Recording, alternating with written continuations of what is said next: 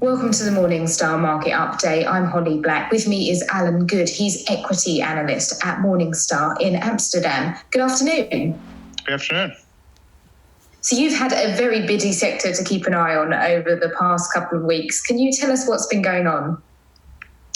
Yeah, we're really in unprecedented territory. We've had a demand shock as well as a supply shock, which has really taken its toll on oil prices over the last few weeks. On the demand side, we're obviously dealing with the fallout from the coronavirus, where countries from EU to the US are shutting down. Travel is falling. People are working from home, and so that's taking a toll on oil demand, and certainly the expectations around when oil demand or how much oil demand might fall and when it might rebound are unclear at this point. On the supply side, we've had a breakdown in the OPEC Plus coalition, whereby Russia left, not agreeing to new reductions. As a result, Saudi Arabia determined that it was in its best interest, at least in the near term, to increase production as well. So we have two of the largest low-cost producers in the world, Saudi Arabia and Russia, adding volumes to an already oversupplied market.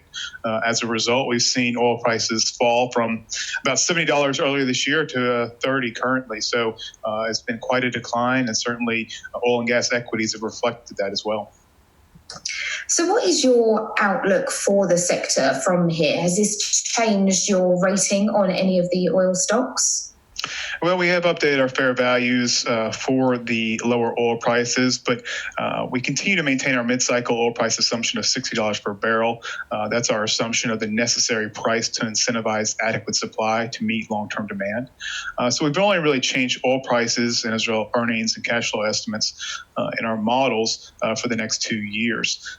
My coverage list, the large integrated oils, for example, only fell about 10% on average, given those weaker oil and commodity prices, given that we continue to stay with the mid-cycle assumptions over the long term. So we have updated our fair value estimates, but they have not fallen as nearly as far as what the market is pricing in, which really seems to be implying current market conditions, not only for low oil prices, but also low natural gas prices, weak downstream margins, and weak chemical margins as well. So theoretically, the market is pricing in a pretty pessimistic scenario for into perpetuity for a lot of these stocks.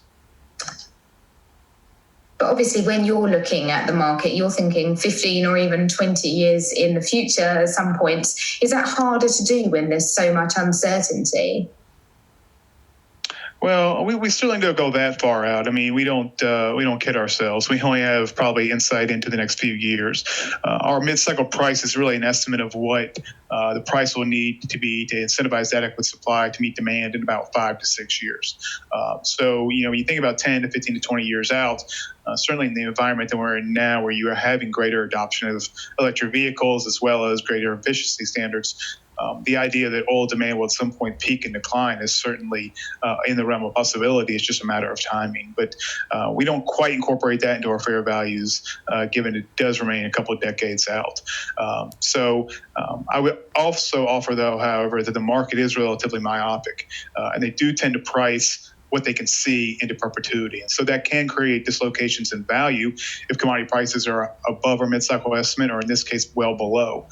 So I would say that does create opportunity. Now, certainly we continue to feel our way through this, and the demand fallout from coronavirus is really yet to be known.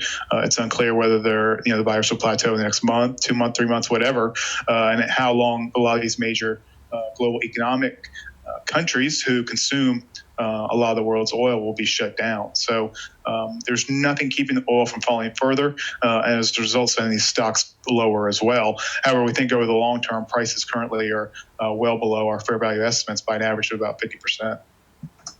But one of the things a lot of investors will be thinking about with this sector is the safety of their dividends, which they rely on these stocks for in a lot of instances. Might we see some cuts? I don't think so. I mean, balance sheets seem to be in relatively strong positions currently.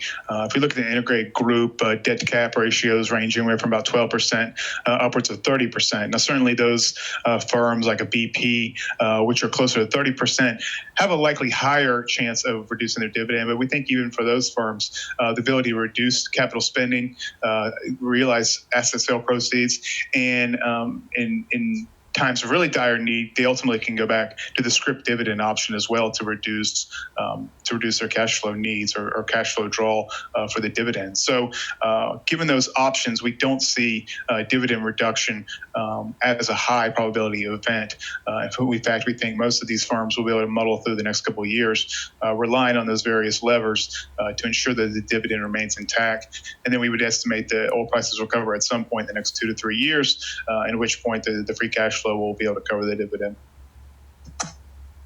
Alan, thank you so much for your time. For Morningstar, I'm Holly Black.